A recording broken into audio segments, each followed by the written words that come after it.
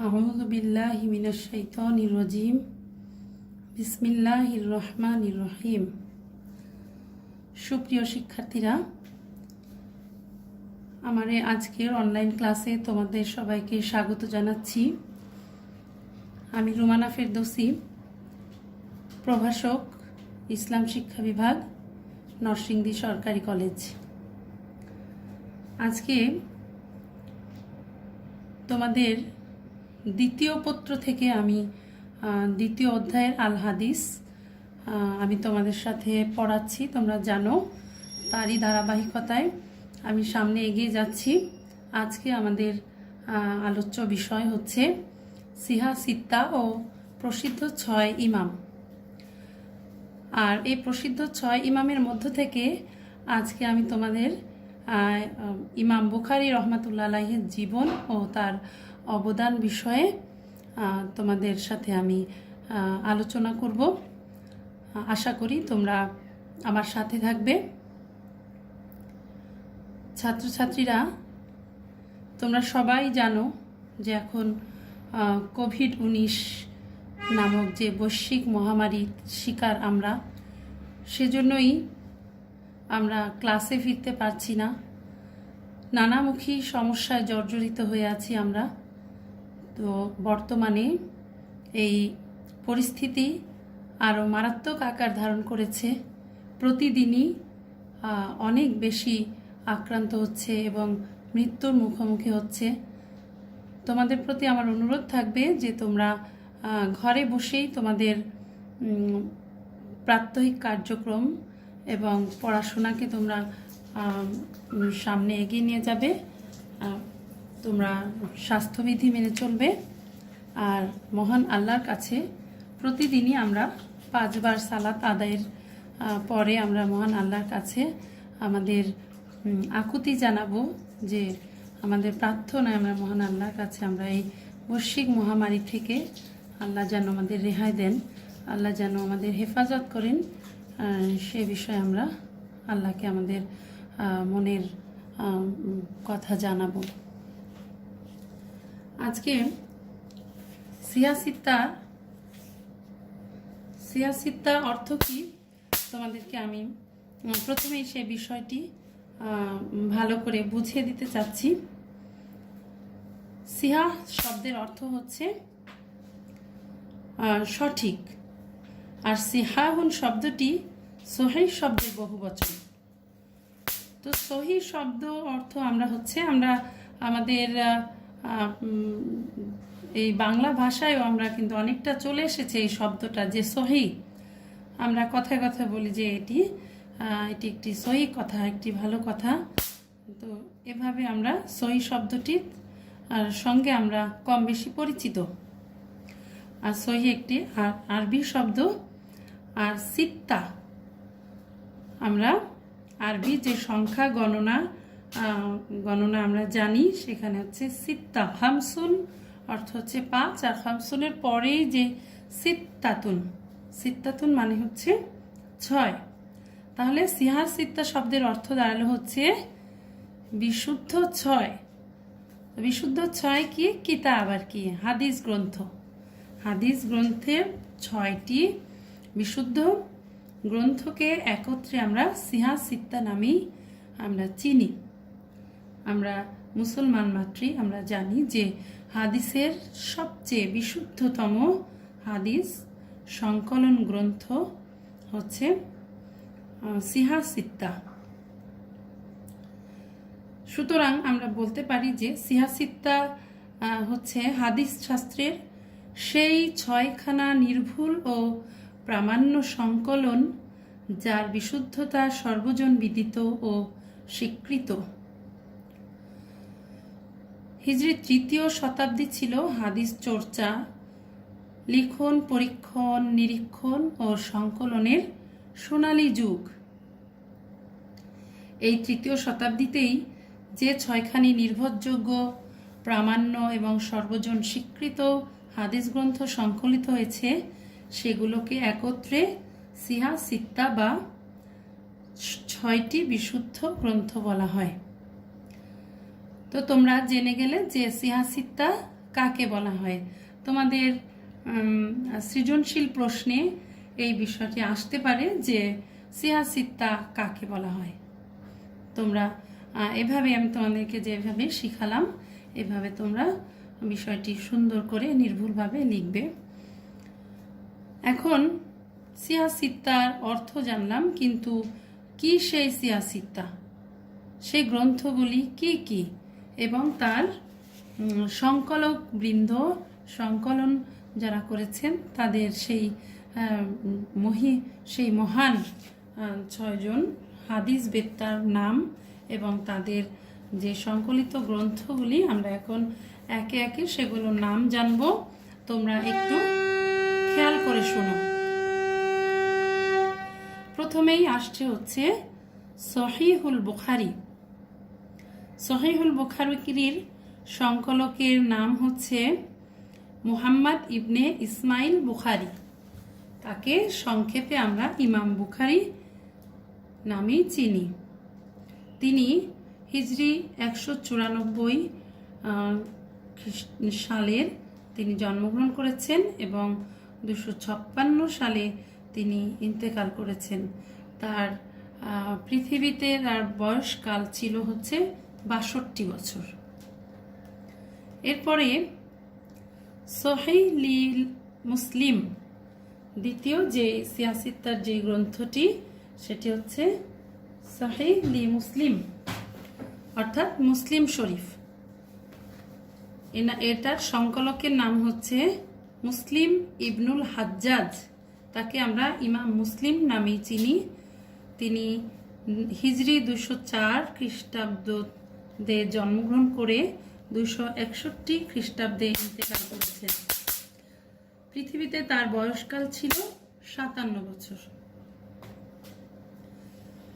তৃতীয় নম্বর গ্রন্থ হচ্ছে জামিউত তিরমিজি। জামিউত তিরমিজি এটি সংকলন করেন আবু ঈসা মুহাম্মদ। তাকে আমরা ইমাম তিরমিজি নামে সমধিক আমরা তাকে চিনি।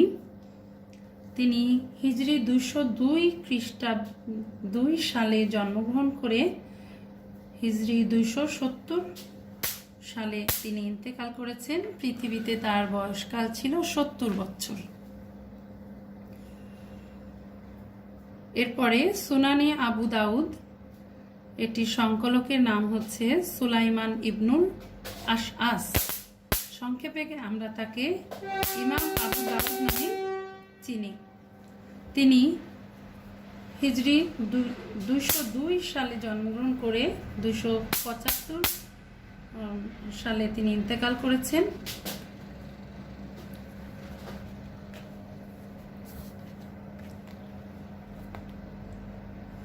এরপরে তার পৃথিবীতে তার বয়সকাল ছিল হচ্ছে 73 বছর। সুনানে নাসাই, আব্দুর রহমান আহমদ ইবনে শুয়াইব এই গ্রন্থের সংকলক। তাকে আমরা ইমাম নাসাই নামে চিনি। তিনি হিজরি 215 সালে জন্মগ্রহণ করে 303 সালে তিনি ইন্তেকাল করেন। তার বয়সকাল ছিল 88 বছর। সুনানে ইবনে মাজাহ, সুনানে ইবনে মাজাহ গ্রন্থের সংকলকের নাম মুহাম্মদ ইবনে ইয়াজিদ। তাকে আমরা ইমাম ইবনে মাজাহ নামে চিনি। তিনি 209 খ্রিস্টাব্দে জন্মগ্রহণ করে 273 খ্রিস্টাব্দে ইন্তেকাল করেছেন। পৃথিবীতে তার বয়সকাল ছিল 64 বছর।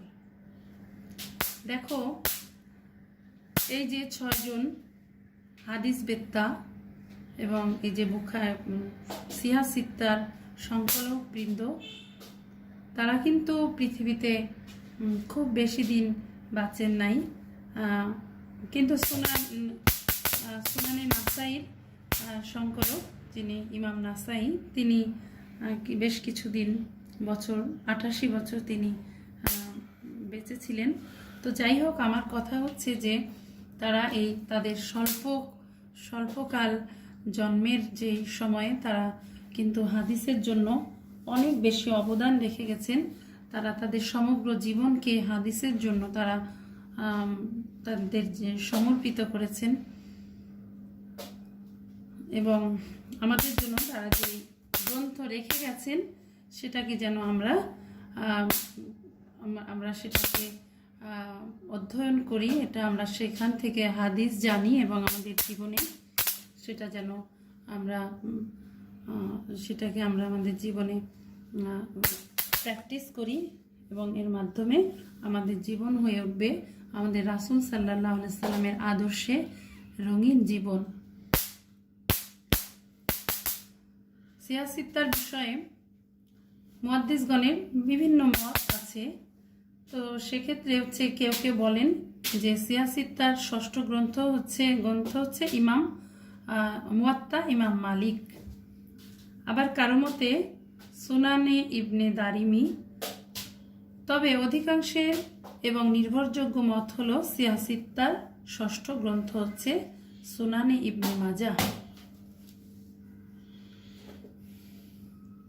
আমরা সিয়াসিত্তা সম্পর্কে সংক্ষেপে আমরা জানতে পারলাম এবং আমাদের প্রশ্ন যেরকম হয় তা আমরা যতটুকু জানলাম তার ভিতর থেকে ইনশাল্লাহ আমরা পারব। এখন আমাদের আলোচনার বিষয় হচ্ছে ইমাম বুখারী রহমাতুল্লাহ আলাইহি এবং তার জীবন ও অবদান। আমরা তার সম্পূর্ণ নাম যদি আমরা জানতে চাই তাহলে আমাদেরকে অবশ্যই সেটা মুখস্থ করে রাখতে হবে আর আমাদের পরীক্ষার খাতায় সম্পূর্ণ নামটাই আমরা লিখব। এটা আমরা যদি একটু বারবার পড়ি এবং অনুশীলন করি, খাতায় লিখি, তাহলে আমাদের খুব মনে থাকবে এবং আমরা আমাদের ছয়জন যে ইমাম হাদিস বেত্তা তাদের সিয়াসিত্তার সংকলকবৃন্দ সবারই আমরা সম্পূর্ণ অর্থাৎ পুরো নাম আমরা মুখস্থ করে রাখব, তাদের জন্মসাল, মৃত্যুসাল এবং কোথায় জন্মগ্রহণ করেছেন, কত সালে, কোথায় তিনি পড়াশোনা করেছেন, কোথায় ইন্তেকাল করেছেন, এই সব আমাদের তথ্যগুলি মনে রাখতে হবে। এখন আমরা জানি ইমাম বুখারী রহমাতুল্লাহ আলাইহি এর সম্পূর্ণ নাম ছিল মুহাম্মদ। তার মূল নাম ছিল মুহাম্মদ আর পদবী হচ্ছে আবু আব্দুল্লাহ, উপাধি হচ্ছে আমিরুল মুমিনিন ফিল হাদিস, নাসিরুল আহাদিসিন নবুবিয়া, নাসিরুল মাওয়ারিসুল মুহাম্মাদিয়া। এগুলো হচ্ছে তার উপাধি ছিল। জন্মস্থান হচ্ছে বুখারা। আমরা সবাই জানি যে তার জন্মস্থানের নাম অনুসারে কিন্তু তাকে আমরা ইমাম বুখারী বলে থাকি। এখন তাই তার উপাধি এবং নাম সবকিছু মিলে হচ্ছে তার পুরো নাম দাঁড়াচ্ছে মুহাম্মদ ইবনে ইসমাইল ইবনে ইব্রাহিম ইবনে মুগিরা ইবনে বারদাসবাহ হচ্ছে পারস্য বংশোদ্ভূত অগ্নিপূজকের সন্তান ছিল। মুগিরা বুখারার হাকিম জাফি রহমাতুল্লাহ আলাইহির হাতে ইসলাম গ্রহণ করেন। ইমাম বুখারীর পিতা ইসমাইল ইমাম মালিকের শিষ্য ছিলেন।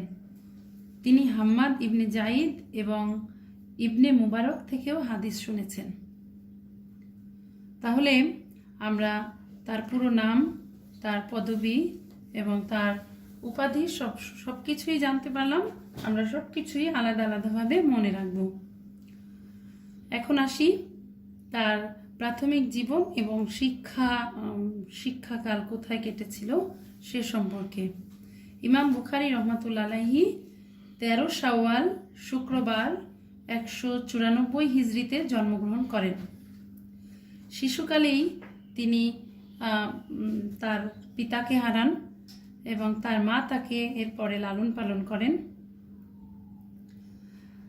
10 বছর বয়সেই তার মধ্যে হাদিস হিফজ করার উৎসাহ জাগে। আমরা একটি বিষয় তোমাদেরকে আমি জানাতে চাই, সেটা হচ্ছে তিনি শিশুকালেই একটি দুরারোগ্য ব্যাধিতে ভুগেছিলেন এবং তার কারণে তিনি অন্ধ হয়ে গিয়েছিলেন। এরপরে তার মায়ের দোয়া এবং মহান আল্লাহর রহমতে তিনি আবার চোখের আলো ফিরে পান, অর্থাৎ তিনি তার অন্ধত্ব থেকে মুক্তি পান। এটা আসলে একটি বিরল ঘটনা। তার মা তাকে অতি স্নেহে লালন পালন করতে থাকেন। এর মধ্যেই তিনি তো 10 বছর বয়সের মধ্যেই হাদিস হিফজ করার উৎসাহ তিনি পান এবং 16 বছর বয়সে ওকি রহমাতুল্লাহ আলাইহি এবং ইবনে মুবারক রহমাতুল্লাহ আলাইহির কিতাব সম্পূর্ণ মুখস্থ করে ফেলেন। এরপর তিনি তার মায়ের সঙ্গে হজ সম্পাদন করেন এবং হিজাজের শিক্ষা লাভ করেন। সেখানে 6 বছর বিদ্যার্জন করে তিনি মাতৃভূমিতে আবার ফিরে আসেন। এরপর হাদিসের সন্ধানে তিনি বিভিন্ন জায়গা তিনি ঘুরে বেড়ান এবং হাদিস সংগ্রহ করেন। তার মধ্যে কুফা, বসরা, বাগদাদ, মিশর এবং সিরিয়ায় যান। 1080 জন মুহাদ্দিস থেকে তিনি হাদিস শ্রবণ করেন। কতজন? 1080 জন। চিন্তা করো যে সংখ্যায় কতজন মুহাদ্দিস যারা তাকে হাদিস বর্ণনা করেছেন এবং তিনি তাদের কাছ থেকে সযত্নে হাদিস শ্রবণ করে সেটাকে সংগ্রহ করে এরপর তার গ্রন্থে সেটা সংকলন করেন। তার প্রসিদ্ধ শিক্ষকগণের মধ্যে নকি ইবনে ইব্রাহিম রহমাতুল্লাহ আলাইহি, আবদুল্লাহ ইবনে মুসা রহমাতুল্লাহ আলাইহি, ইসা আবু আসিম রহমাতুল্লাহ আলাইহি, আলী ইবনে মাদানি রহমাতুল্লাহ আলাইহি, ইসহাক ইবনে রাওয়াইহ রহমাতুল্লাহ আলাইহি, আহমদ ইবনে হাম্বল রহমাতুল্লাহ আলাইহি, ইয়াহিয়া ইবনে মুইন রহমাতুল্লাহ আলাইহি, আবু বকর ইবনে আবু শাইবাহ রহমাতুল্লাহ আলাইহি, উসমান ইবনে আবু শাইবাহ রহমাতুল্লাহ আলাইহি ও হুমায়দি রহমাতুল্লাহ আলাইহি তারা বিখ্যাত ছিলেন। ইমাম বুখারী রহমাতুল্লাহ আলাইহি থেকেও প্রায় 1 লাখ লোক হাদিস শুনেছেন। 1 লক্ষ লোক তার কাছ থেকে হাদিস শুনেছেন এবং শিক্ষা গ্রহণ করেছেন। তো তাদের মধ্যে ছিলেন ইমাম মুসলিম রহমাতুল্লাহ আলাইহি, ইবনে খুজাইমাহ রহমাতুল্লাহ আলাইহি, তিরমিজি রহমাতুল্লাহ আলাইহি ও ফারবারি রহমাতুল্লাহ আলাইহি অন্যতম ছিলেন। তিনি এরপরে আমরা আসি যে তিনি কোথায় উচ্চশিক্ষা লাভ করেছিলেন। তো উচ্চশিক্ষার বিষয়ে ইমাম বুখারী রহমাতুল্লাহ আলাইহি সবসময় খুবই উদ্গ্রীব ছিলেন এবং তিনি তার সমস্ত জীবনী শিক্ষা লাভ করে তিনি শিক্ষা লাভে ব্রতী ছিলেন। ইমাম বুখারী রহমাতুল্লাহ আলাইহি তার সময়ে অসাধারণ একজন স্মৃতিধর ব্যক্তি ছিলেন এবং তিনি একই সাথে ছিলেন সমজদার, তীক্ষ্ণ ধারালো জ্ঞানময় ও সজাগ মেজাজের অধিকারী। হঠাৎ কোনো সমস্যার সমাধানের জন্য তিনি খুবই বিখ্যাত ছিলেন। তিনি যে কোনো সমস্যার একজন ভালো উদ্ভাবক ছিলেন। তিনি ছিলেন সৃজনশীল সাধক, হাদিস শাস্ত্রের দীর্ঘকালীন গবেষক। ইলমে রিজাল ও ইতিহাসে তিনি তার দৃষ্টান্ত। ইমাম বুখারী রহমাতুল্লাহ আলাইহি 5 লাখ হাদিস মুখস্থ করেছিলেন। সংখ্যায় কতটি? 5 লক্ষ। এরপরে তিনি তার কর্মজীবন শুরু করেন। ইমাম বুখারী রহমাতুল্লাহ আলাইহি পিতৃসূত্রে বিশাল সম্পত্তির অধিকারী ছিলেন। তিনি ছিলেন অত্যন্ত উদারমনা ও মানবতাবাদী। তিনি ছিলেন দরদি একজন মানুষ। তিনি একই সাথে জিহাদ করার আকাঙ্ক্ষা লালন করতেন আর তিনি অস্ত্র চালনায়ও যথেষ্ট দক্ষ ছিলেন। শেষ জীবনে তিনি মাতৃভূমিতে দুঃখ দুর্দশার শিকার হন। কুরআনের লিখিত বাণী নশ্বর না অবিনশ্বর, এ নিয়ে ইমাম জাহলির সঙ্গে তার মতবিরোধ ঘটে। এর কারণে বুখারার হাকিমের সঙ্গে ইমাম বুখারীর মনোমালিন্য সৃষ্টি হয়। বুখারার হাকিম তাকে বুখারা ত্যাগের নির্দেশ দিলে তিনি সমরকন্দে চলে যান এবং সমরকন্দে তিনি তার জীবন নির্বাহ করতে থাকেন। একসময় মহান আল্লাহর ডাকে তিনি ঈদ উল ফিতরের পূর্ণিমা রাতে মাগরিব ও ঈশার মধ্যবর্তী সময়ে 256 হিজরিতে তিনি ইন্তেকাল করেন। তখন তার বয়স ছিল মাত্র 62 বছর। সমরকন্দের 3 মাইল অদূরে খরতমুঙ্গ নামক স্থানে তাকে সমাহিত করা হয়। আর আমরা জানি যে ইমাম বুখারীর রহমাতুল্লাহ আলাইহি কোনো সন্তানাদি ছিল না। বুখারীর ব্যাখ্যা গ্রন্থ ফাওয়াইদুদ দুরারিতে উল্লিখিত হয়েছে যে তিনি বিয়েই করেননি, অর্থাৎ তিনি জ্ঞান সাধনায় এত বেশি মগ্ন ছিলেন, এত বেশি ব্রতী ছিলেন যে আসলে তিনি আর সংসার জীবন তার করা হয়ে ওঠেনি। জ্ঞানের এই মহান সাধক ইমাম বুখারী রহমাতুল্লাহ আলাইহির লেখা ও সংকলন গ্রন্থ হচ্ছে বুখারী শরীফ। আর এই বুখারী শরীফের মধ্যে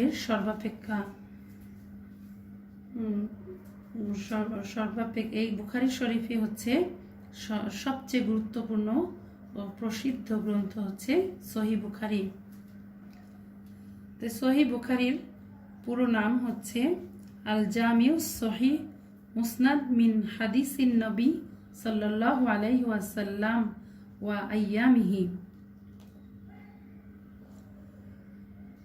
শিক্ষার্থীরা, আমরা জানি যে হাদিস সংগ্রহ, সংকলন ও সংরক্ষণে অনবদ্য ভূমিকার জন্যই ইমাম বুখারীকে ইমামুল মুহাদ্দিসিন ও আমিরুল মুমিনিন ফিল হাদিস উপাধিতে ভূষিত করা হয়েছিল। আমরা আজকে ইমাম বুখারী রহমাতুল্লাহ আলাইহির জীবন ও অবদান সম্পর্কে সংক্ষেপে জানলাম। তো যতটুকু আমরা জেনেছি আশা করা যায় আমাদের প্রশ্নে এর ভেতরেই থাকবে এবং তোমরা এর ভেতর থেকেই এটা ভালো করে অনুশীলন করে এবং এর যেই তথ্যগুলো আছে এই তথ্যগুলোকে তোমরা একটু মনে রাখবে, নোট করে রাখবে এবং পরীক্ষার খাতায় সুন্দর করে সেগুলোকে উপস্থাপন করবে। এরপরে আমরা আমাদের পরের ক্লাসে আমরা ধারাবাহিকভাবে ইমাম মুসলিম, ইমাম তিরমিজি রহমাতুল্লাহ আলাইহি এবং তারপরে আরও যারা আছেন সবার জীবনী আমরা সংক্ষেপে আলোচনা করব এবং এরপরে আমরা হাদিস অধ্যয়নে চলে যাব। তো তোমরা আমার সাথে থাকবে এই আশা করছি। আজকের ক্লাস তোমরা ধৈর্য ধরে তোমরা শুনেছ, এই জন্য তোমাদেরকে অশেষ ধন্যবাদ জ্ঞাপন করছি। তোমরা ভালো থাকো, সুস্থ থাকো, স্বাস্থ্যবিধি মেনে চলো, এই প্রত্যাশা রইল। আল্লাহ হাফেজ।